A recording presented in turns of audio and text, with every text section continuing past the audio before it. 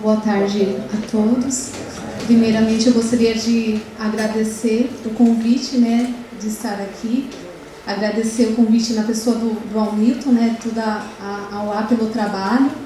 Agradecer também a presença de todos. É um prazer, nós da universidade, dividirmos um pouquinho a nossa experiência, que ainda é pequena e inicial ainda, com vocês. E essa apresentação ela vai ser um bate-papo, uma troca de experiências, é uma forma de levar vocês a refletirem um pouquinho o que vocês estão fazendo, o que pode ser melhorado.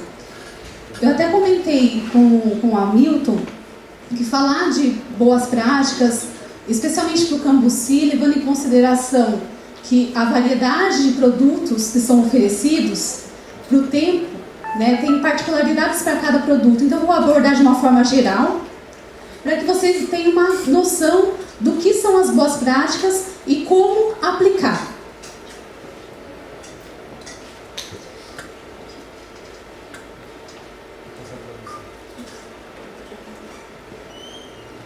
Bom, primeiramente, falando de boas práticas, quando se fala de boas práticas, não é só boas práticas em relação ao produto, mas em relação a toda a cadeia. Isso começa com a própria infraestrutura. Nós temos que levar em consideração, quando se fala em boas práticas, a própria localização, por exemplo, da agroindústria, tem que ser uma área de fácil acesso, e essa área ao redor, ela precisa ser pavimentada. Porque como você vai trabalhar na parte de indústria, toda poeira pode ser um foco de contaminação. Por isso é nessa necessidade de pavimentação. Em relação até mesmo aos edifícios e às instalações, elas devem ser de fácil limpeza, sempre e também com o uso de materiais que não agridam a saúde, tanto a saúde do operador quanto até o próprio produto. Ele não interfira, não cause, não haja com o próprio produto que está sendo, no caso o Cambuci, seja roupas e os outros produtos. As paredes também, elas devem ser pintadas, no caso essas tintas devem ser laváveis, antimofo e azulejos, tudo para facilitar a limpeza. A higiene, quando se fala de beneficiamento, ela é fundamental. Em relação até ao próprio teto, forrado de alumínio, sempre priorizando as cores mais claras, porque elas refletem o calor, refletem a luz. Em relação ao próprio piso, deve ser de material resistente, impermeável, novamente de fácil lavagem, antiderrapante, de uma forma também de trazer segurança até para o próprio operador. Não ter frestas, porque as frestas elas acumulam a sujeira. Devem ser também os cantos arredondados, novamente de forma também a não acumular a sujeira, e de fácil limpeza.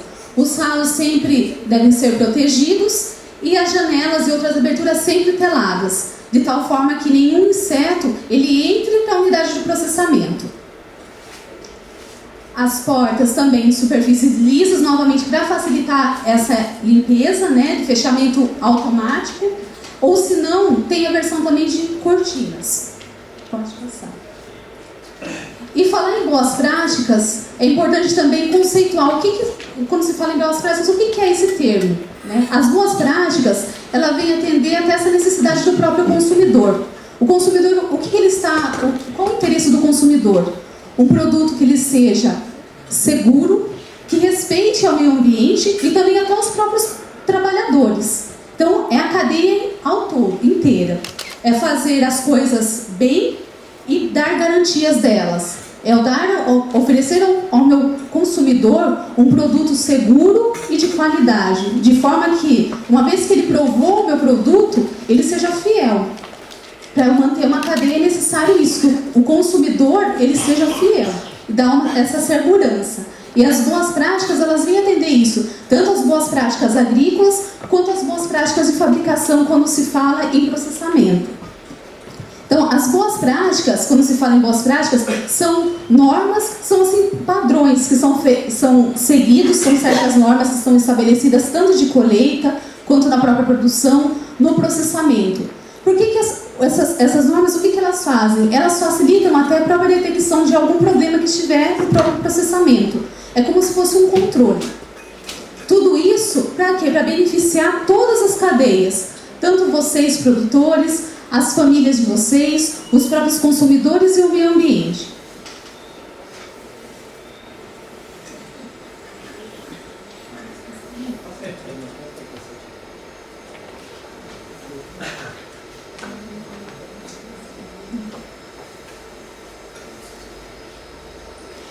Falando um pouquinho de colheita, quando se fala em qualidade, é importante definir a questão do ponto de colheita.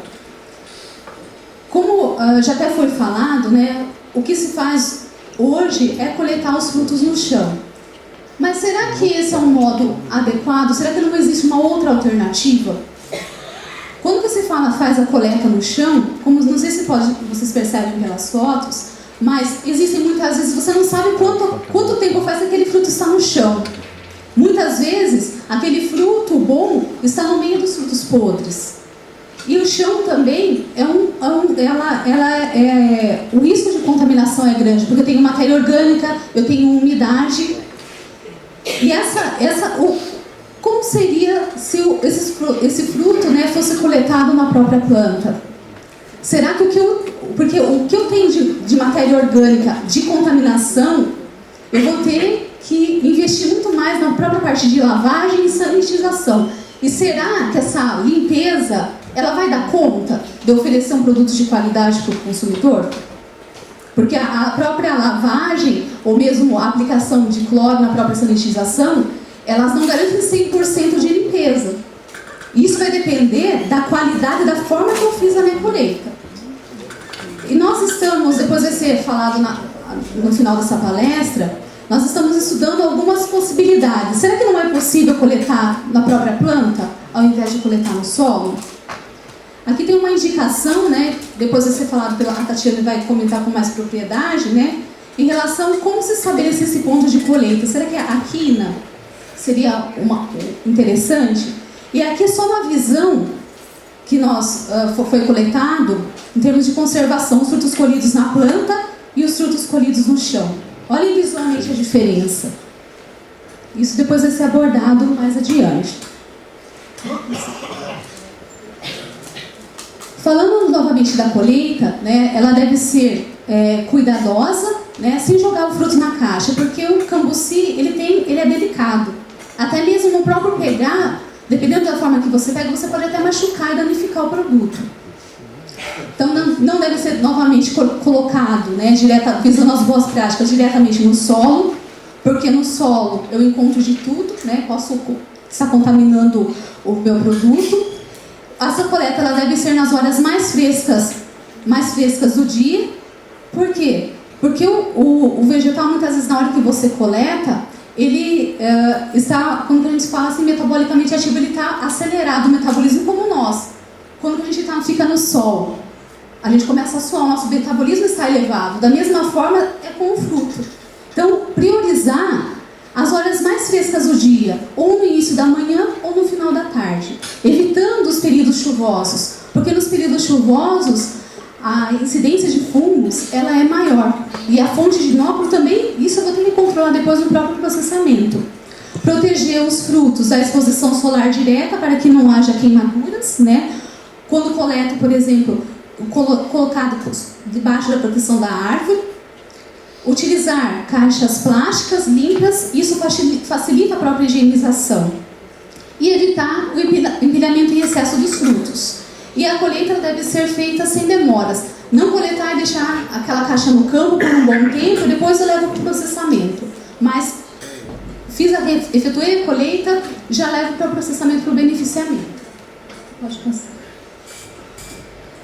E quando se fala depois da colheita, é importante fazer uma seleção. Por quê? Muitas vezes pode ser que eu tenha coletado frutos que estão verdes ou frutos que tenham algum dano. Então é importante sempre padronizar e fazer nessa seleção, fazer aquele descarte daqueles frutos que não estão em condições tanto de ser comercializado, seja na forma in natura ou mesmo na polpa. Então sempre tirando esses frutos que estão machucados, os frutos podres com algum corte, porque isso ele vai interferir, se eu não fizer uma boa seleção, vai interferir na qualidade do meu produto final. Daí é importante eu padronizar. Vocês imaginem um fruto verde no meio de um fruto maduro. Que produto será que eu vou oferecer, eu vou ter no final? Não vai ser a mesma coisa se eu padronizasse aquele meu lote. Daí essa é a importância. Deve ser, no caso, também treinado, né? Esse treinamento é fundamental, até mesmo em relação até o próprio ponto de colheita, e uma boa iluminação do próprio local. Por que a boa iluminação? Ela evidencia facilita a visualização, por exemplo, de frutos que estão danificados, e a cor também da superfície vai influenciar, porque dependendo da cor ela pode mascarar ou evidenciar aqueles danos. Aqui só alguns exemplos, não sei se dá para observar. Tem fruto queimado do sol e o outro não queimado. Pode passar. E quando se fala em boas práticas, né, se fala em micro-organismos, mas onde eles estão? Eles estão em todo lugar. Eles estão nos próprios alimentos, na poeira, na água, no ar, no chão, nas pragas, no lixo. E interessante também até nos próprios animais, que muitas vezes estão próximos às unidades de processamento. E eles também, trazem pela própria flora deles, micro-organismos. Então, quando se fala em unidade de processamento, é importante manter os animais distantes desta área. E também os operadores. Nós também carregamos micro-organismos, seja no próprio cabelo, no nariz, nos próprios pelos. Daí a importância também de ter uma higiene para que o próprio operador ou o próprio ambiente não seja uma fonte de contaminação para o meu produto. Então estão em todos os lugares os micro-organismos. E quando se fala em higiene pessoal, quando se fala na parte de processamento, existem certas regras. Não é permitido, por exemplo, barba ou bigode, que são muitas vezes, como que eu falei no slide anterior, nós já carregamos micro-organismos conosco, né? E a limpeza, o rosto limpo, isso facilita, é uma forma de que não haja nenhum risco de contaminação depois. Mesmo o cabelo solto, sempre cabelos presos, né? Porque os próprios cabelos, eles são também, nós carregamos micro-organismos e ninguém, eu acho que é muito desagradável, por exemplo, encontrar em alguma polpa ou outro produto um cabelo, né? Mesma coisa o perfume, manipulação dos alimentos, sempre, se eu estiver doente, com as mãos e unhas, com algum dano, algum corte, também não é interessante eu manipular. As unhas compridas ou sujas, não usar adorno, seja brincos, né, qualquer outra estrutura que possa entrar em contato com o alimento. E mesma coisa em relação aos próprios hábitos, como conversar, tossir, espirrar sobre os alimentos e fumar também no local de processamento.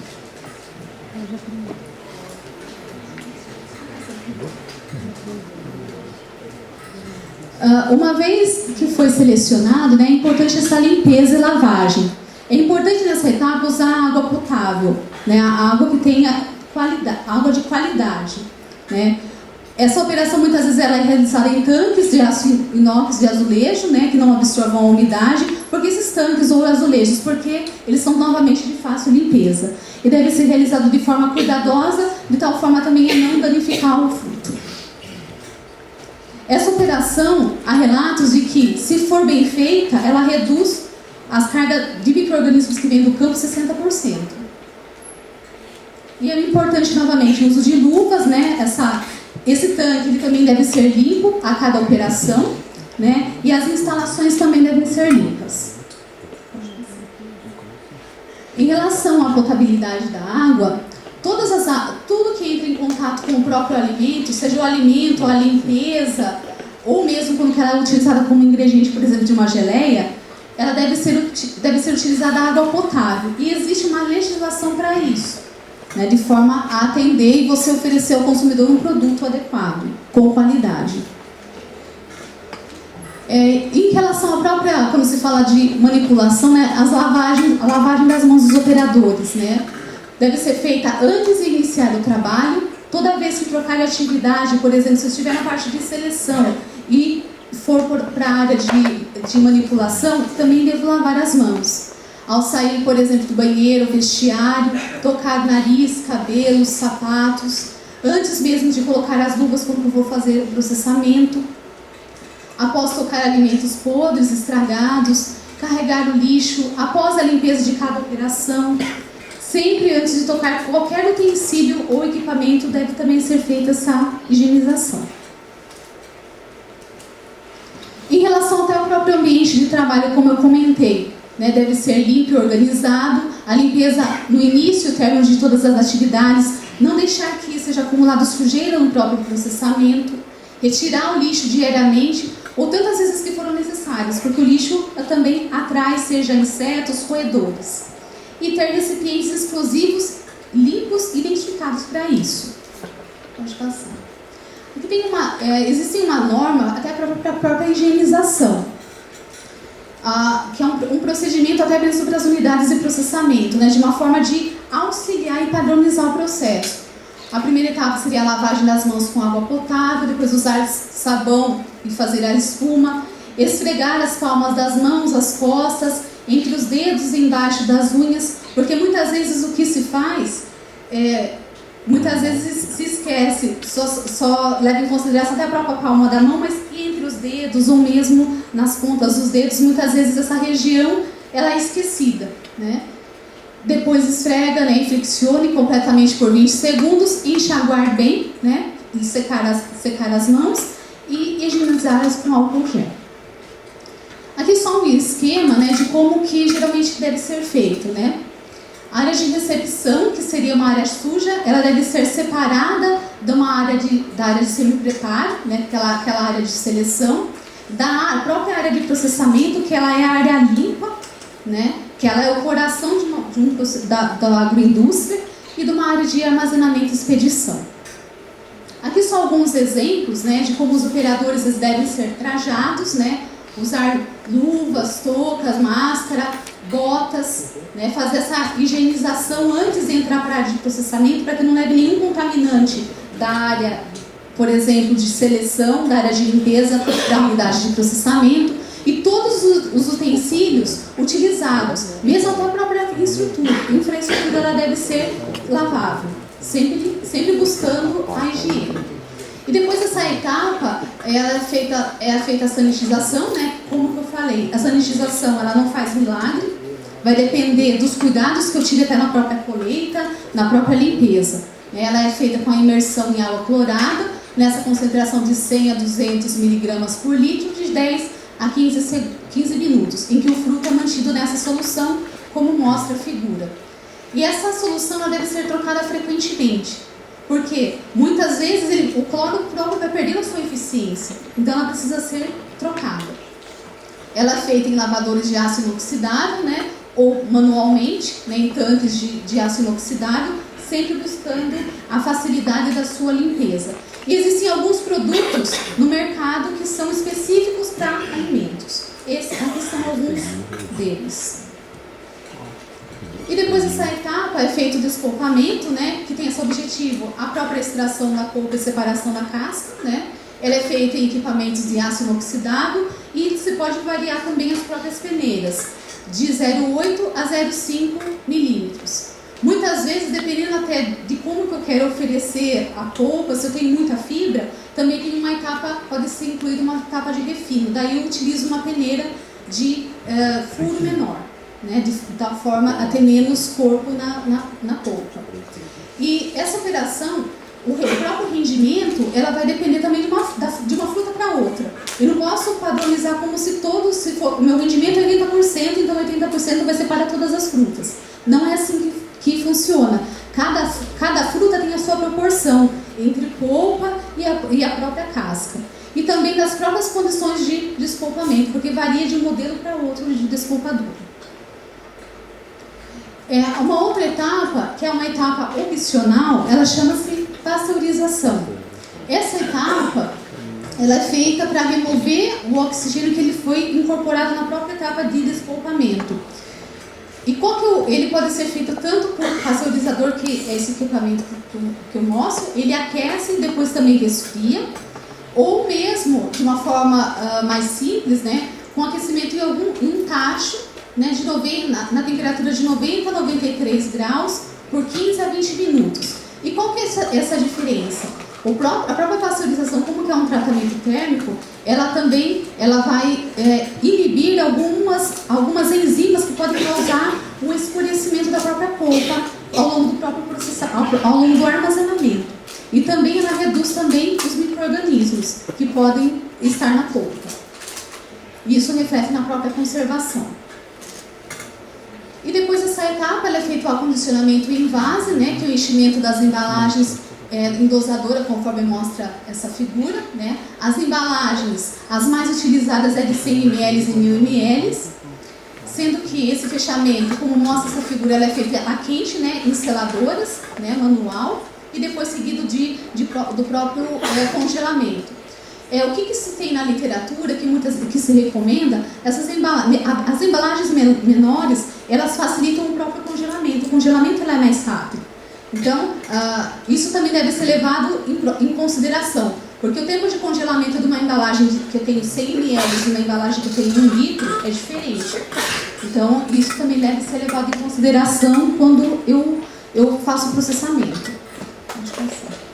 E depois, né, que eu fiz o fechamento, é importantíssimo também colocar o meu rótulo, né, a marca, porque para o consumidor saber, você se mostrar para o consumidor. Essa é a polpa do Cambuci, é a minha marca, colocar o prazo de validade, a data de fabricação, todas as informações, né, para o consumidor até próprio associar você, o seu produto à marca. Pode passar. E depois dessa etapa, o congelamento, que ele é realizado imediatamente após o invase da polpa. A rapidez nessa etapa é fundamental, porque eu já tenho um produto já processado. Se eu atrasar bastante, eu perco a minha qualidade, tenho uma perda da qualidade. Ela pode ser utilizada tanto em câmeras de circulação quanto em freezers domésticos, que são menos recomendáveis. Por quê? Porque as temperaturas são distintas. Essas câmeras, elas utilizam temperatura mais baixa do que os freezers domésticos. E o tempo de congelamento, ele é diferente, demora mais nos freezers domésticos. E com isso que eu tenho uma perda até o produto ele congelar a um certo tempo. E deve-se respeitar sempre a capacidade da câmara ou do freezer, para que não ocorra uma sobrecarga. E depois eu tenho o armazenamento e a própria distribuição. Ele deve ser feito, no caso, o armazenamento em câmara fria. Como que eu falei, a temperatura, a diferença que se tem de menos 18 a menos 22 nas câmaras, e nos freezers de menos 8 a menos 10. No caso dos freezers, eu tenho menor tempo de conservação, porque eu tenho uma demora, né, até o produto congelar, não é o mesmo tempo da câmara fria. E a regra básica que deve se ter em mente, né, o primeiro produto que eu coloquei ou na minha câmara ou no freezer é o primeiro que sai da câmara. E manter sempre a temperatura do produto. Porque muitas vezes se pensa na própria distribuição. O meu serviço vai até o próprio armazenamento. Depois da distribuição, as pessoas que não cabe mais a mim. Não é assim. Porque deve-se manter a qualidade, porque se investiu, tem todo um investimento por trás. Deve-se manter essa qualidade até chegar ao próprio consumidor. Deve-se ter isso garantido, né? Para que de tal forma que o consumidor ele tem ele alie, né, o seu produto com a sua marca. E deve ser feito novamente de forma rápida, né, tanto carga e descarga, e os veículos devem ser limpos novamente para manter a higiene do processo. E tudo isso, né, para manter tanto a qualidade, né, e reduzir também riscos de qualquer contaminação ao longo do processo. Agora eu vou passar a fala a Tatiane, que ela vai falar alguns resultados já de pesquisa em relação ao ponto de colheita. É a Tatiane de Oliveira Tacairim, ela é engenheira agrônoma, mestre em fitotecnia e doutoranda em fitotecnia. Bom, obrigado. Boa tarde. Boa tarde, né? Vou falar brevemente um pouco dos nossos resultados. Eu quero deixar claro que é uma parte dos meus resultados, né? Nós fizemos esse experimento em outra propriedade, então não tomem isso como verdade absoluta por enquanto, né? Mas já é um resultado preliminar e eu gostaria assim de mostrar a importância, né, da pesquisa e essa interação com o produtor, porque é importante o produtor, a observação do produtor no campo, né? E esse encontro, né, da pesquisa no campo, que vai considerar, né, tudo que o produtor fala, né, a experiência que ele tem, e a gente vai tentar, através de experimentos, né, de uma forma um pouco mais científica, né, com base na literatura, mostrar que ou ele está certo ou que pode ser melhorado, tá certo? Então eu também fico aberta também às críticas, né, de todos vocês. Então o que aconteceu? Quando nós fomos aos produtores, nós começamos a trabalhar com o cambuci, o que mais nos chamou a atenção foi a forma de coleta dos frutos, né? Acho que não é legal nem falar que é uma colheita, porque o fruto ele é coletado no chão. Então, sendo da área da pós-colheita, nós trabalhamos com uma premissa de que, é bem o que a Ana falou, eu quero produzir um produto de qualidade. A qualidade do meu produto, ela depende de todo o processo, inclusive do processo da produção da minha colheita. E essa qualidade, ela não é melhorada ao longo do processo. Ela é mantida, né, Ana? Foi o último slide da Ana. Então, o fruto que ele é coletado no chão, qual que é a qualidade dele? Tá legal? Poderia ser um pouco melhor? Então, nós víamos essa situação aqui, né? O fruto coletado no chão, coletados, né, no balde, eu acho que a maioria da realidade de vocês. E só que quando a gente tem essa situação, né, o fruto ele sofre uma queda, né, como já foi falado aqui, ele começa, né, o processo de deterioração. E também o fruto que é coletado no chão, ele traz consigo, né, uma desuniformidade. Eu tenho aqui frutos que caíram por ocasião do vento, da chuva, fruto que caiu pela manhã, talvez não foi coletado, e no final da tarde eu estou coletando com aquele que acabou de cair. Então dá uma desuniformidade. Então eu tenho fruto aqui, ó, um pouco maduro, verde, né, praticamente, e um fruto já maduro. Então, observando isso, nós, né, com o nosso olhar da pesquisa, a gente começou a imaginar, será que não é possível encontrar uma situação que o cambuci se mostra como maduro? Né? Como já foi falado também, que o fruto é verde, permanece verde. Né? Mas quais as características que nós podemos encontrar e determinar assim, ele está maduro? Então a gente observou que o fruto, ele, quando verde, né, esse aqui é um fruto bem verdinho mesmo, ele apresenta uma quina. Então a gente começou a observar que o fruto ele é mais angular, ele é um pouquinho mais brilhante. Quando ele começa a amadurecer, esse aqui é um fruto coletado no chão, ele já está bem arredondado, né, já um pouco mais opaco, às vezes um pouco mais amarelado. Então a gente começou a observar isso. Então a gente tentou buscar uma forma de... um ponto de colheita, né? Um ponto que eu posso falar assim, um fruto que está no chão é maduro, né? E ele tem essas características aqui. Será que eu consigo encontrar na planta um fruto com essa característica? Então, ele escolheu 3 estágios, né? Este é o fruto colhido da planta, onde está no chão. Este é o fruto maduro, colhido na planta. E este é o fruto no estágio um pouquinho mais verde. E o nosso intuito era perceber, né, observar se o fruto do chão, que, segundo todos vocês, tem a qualidade ideal, né, para consumo, ele evolui da mesma forma, ou se no momento da colheita, ele está com a mesma característica do fruto que a gente considerou maduro, colhido na planta. Não vai passar. Então, nós observamos o seguinte, né? Aqui, eu vou convidar vocês a observarem aqui primeiro.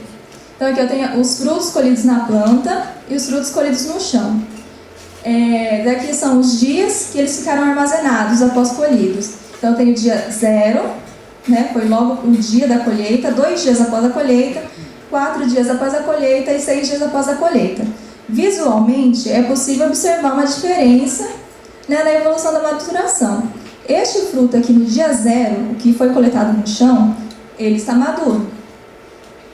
Aí, o fruto colhido na planta, ele está em um estágio um pouquinho mais verde. Mas quando ele chega aqui no 6º dia, parece que ele tem uma característica mais madura. Será que esse fruto realmente amadureceu, né, com a evolução do armazenamento? Então, nós queríamos observar se esse fruto ele tem um comportamento, né, ele vai um comportamento semelhante ao fruto que foi colhido na planta, para a gente oferecer uma alternativa de ponto de colheita.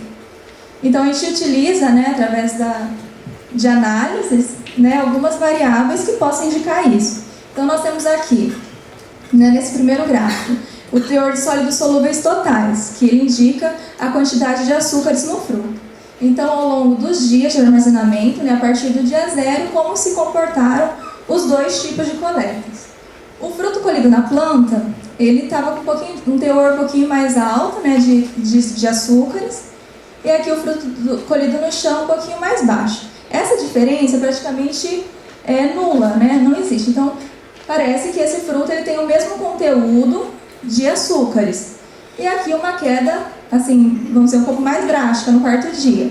Mas lembrando que um fruto que está nesse estágio, ele já está muito avançado, né? A gente chama já na senescência dele, já está passando, já passou da qualidade dele de consumo.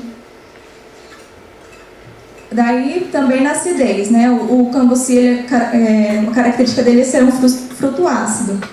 Então nós temos aqui em quantidade de ácido cítrico, nós também temos um comportamento bem semelhante do fruto colhido na planta e o fruto colhido no chão. E aqui uma queda também. Mas o que é interessante observar é que a acidez ela é mantida, né? Então não é uma justificativa falar assim, eu vou continuar colhendo na planta porque ele reduziu a acidez, né? Porque essa acidez também já está do fruto já um pouco deteriorado. Então é interessante entender que ele manteve a acidez. Se ele é a característica dele ser ácido, não importa que com a evolução dos dias ele permaneça ácido. E o teor de ácido ascórbico aqui, nesse terceiro gráfico, ele representa a vitamina C, né, que é medida em teor de ácido ascórbico. Então é interessante que o fruto colhido na planta, em todo momento, né, do armazenamento, ele teve teores mais altos do que o fruto colhido no chão. Né, isso é legal. E a firmeza, o fruto colhido na planta, ele tinha uma firmeza, né, representativamente mais alta. E logo, 2 dias após, ele realmente perde a firmeza, ele fica com valores próximos ao fruto colhido no chão. Então, nesses 2 dias aqui, eu posso ganhar no meu transporte, na minha manipulação desse fruto. Então, seria uma alternativa, né? Então, a gente precisa ainda definir isso, deixar bem claro de que não existe diferença na qualidade dos frutos colhidos nesses diferentes pontos de colheita. E para terminar, esse é um dado bastante importante, porque uma vez que o fruto é colhido, se eu colhi 1 quilo uma tonelada de frutos de cambuci, quanto que eu estou perdendo disso e em quanto tempo? E de que forma que eu perco? Geralmente a gente perde um fruto, né, por conta do seu apodrecimento, né, nós chamamos a influência de patógenos nele. E aí vem mais um alerta quanto ao fruto colhido no chão, porque nós identificamos algumas doenças fúngicas, né? Certamente tem doenças causadas por bactéria também, mas é possível identificar doenças fúngicas que também estão relacionadas a o contato com o chão. São doenças que estão relacionadas com um meio já em deterioração. Desculpa. Então pode estar ocorrendo, contribuindo para uma contaminação, né? Então, aqui é bastante visível, né, em termos de porcentagem, né, de 0 a 100%. No segundo dia aqui nós temos, né, um pouco menos de 10% do fruto colhido na planta, e aí, já no segundo dia, 30% da perda por podridões de frutos colhidos no chão. Né? E a partir do quarto aqui, praticamente, né, eu estou com 60% de perda, né, os 6 dias mantém essa quantidade, né, que vai acumulando, mas a partir desse dia eu já não tenho mais frutos. Né? Esse experimento a gente conseguiu o armazenamento até 8 dias dos frutos que foram colhidos na planta. Né? E no 6º dia, né, por essa grande taxa de perda aqui, não dá para continuar o estudo das outras variáveis quanto aos frutos colhidos no chão. Então é isso, né? Essa é uma parte da minha pesquisa. Como eu disse, né? Não levem isso como verdade absoluta por enquanto, né? Mas é um indício, né, desse trabalho que a gente está concluindo. Aí eu queria convidar o Horst só para ele falar um pouco, né, das pesquisas que a gente está concluindo também nesse ano. É o Dr. Horst Brenner Neto, ele é engenheiro agrônomo, mestre em fitotecnia e doutorando em fitotecnia também. Obrigado, Tatiana, de grande valor.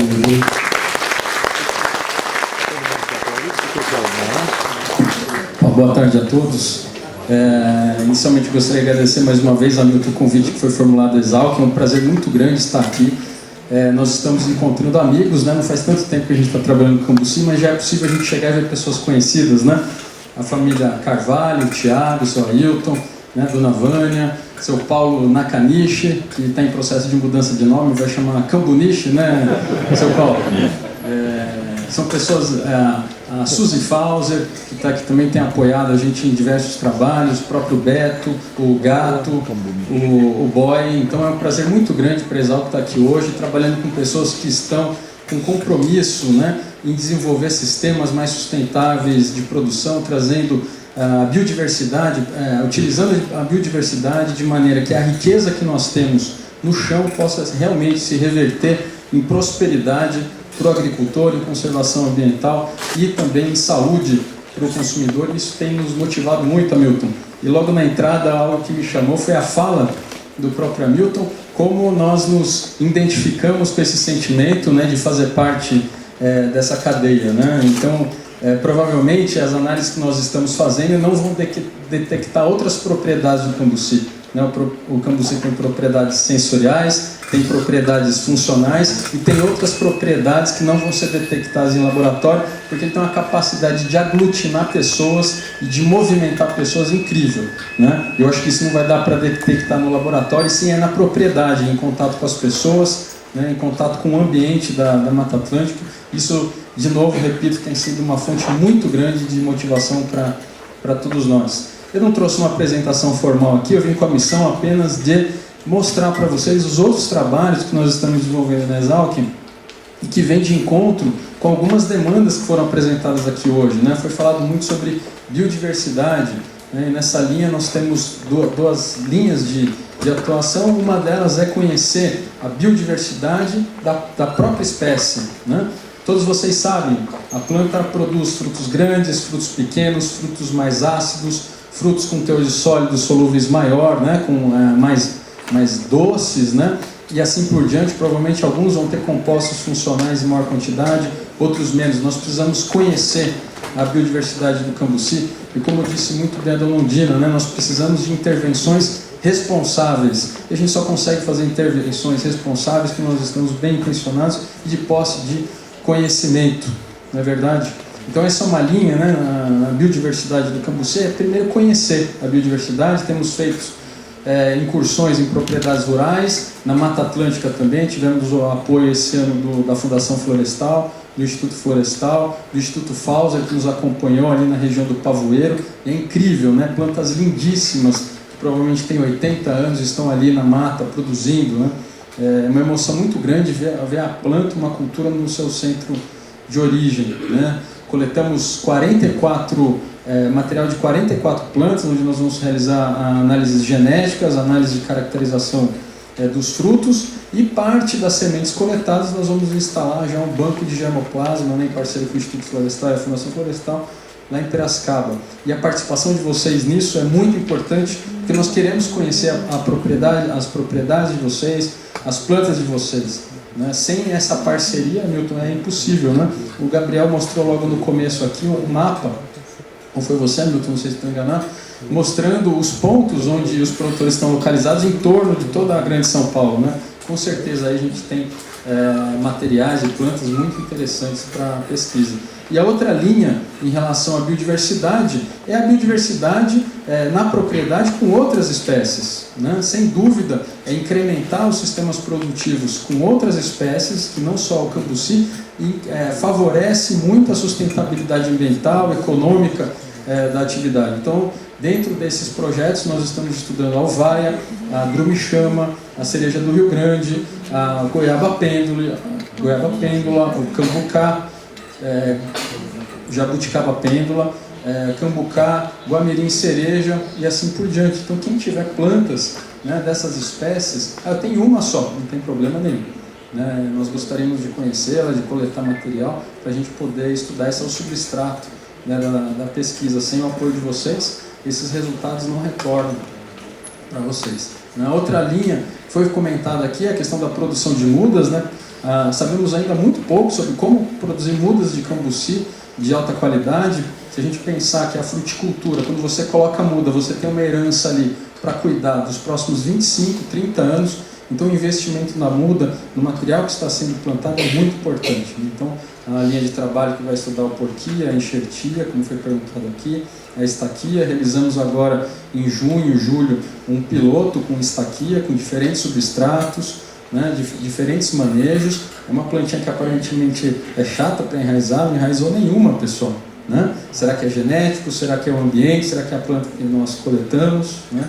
Precisamos avançar e vamos retomar isso agora em outubro, novembro, com coleta de material no campo também.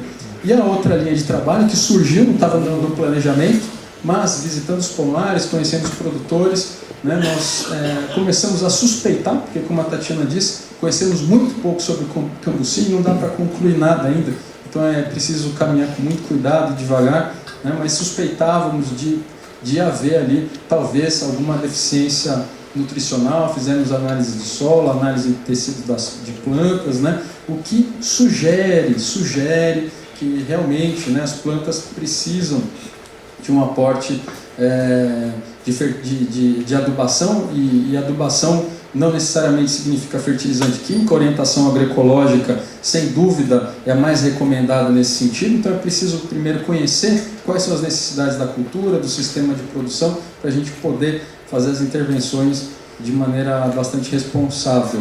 E iniciamos já inclusive um teste piloto lá no sítio do Cambuci, com a família Carvalho, com calagem, doses bastante moderadas, né? Para vocês terem uma ideia de uma escala de 0 a 100, que é o V%, que nos dá uma indicação de quanto de cálcio, magnésio e potássio o solo tem. De 0 a 100, os solos que nós analisamos têm o valor 4, né? Então, e as plantas estão bem, né? Não estão... colocar citros, né, como foi citado aqui no V% 4, a planta definha quase que instantaneamente. Nós estamos trabalhando com espécies no seu centro de origem. Então é preciso respeitar e entender aos poucos, e nós precisamos da ajuda e do envolvimento do Instituto, dos produtores, dos demais pesquisadores. Aqui conversamos, né, Minoro, um pouco, né, esse definhamento das plantas, será que não está relacionado também à deficiência nutricional? Então o recado que eu queria passar é esse, de que nós, Exalc, estamos à disposição dos senhores. O telefone, tem e-mail aqui, né, Ana e Tatiane, nós fazemos parte do mesmo grupo. Mandem os e-mails, nós queremos muito conhecê-los, nos aproximarmos, né, e acredito que juntos nós vamos poder fazer muita coisa em prol do Cambuci, em prol da Mata Atlântica, em prol do consumidor, né, que está carente por produtos de qualidade, que tragam saúde. E eu tenho certeza que o nosso propósito de todos nós aqui é esse. Muito obrigado pela atenção, desejamos sucesso e revê-los em breve. Obrigado. Obrigado.